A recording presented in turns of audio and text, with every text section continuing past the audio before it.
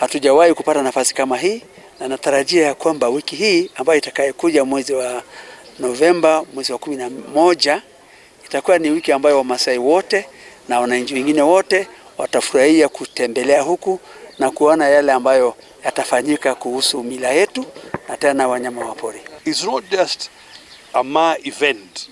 This is an event for all of Kenya, and I think that all the communities of Kenya should join hands on the 5th to the 8th here at Amboseli to showcase Ma culture as a distinctive projection of what we are as Kenyans.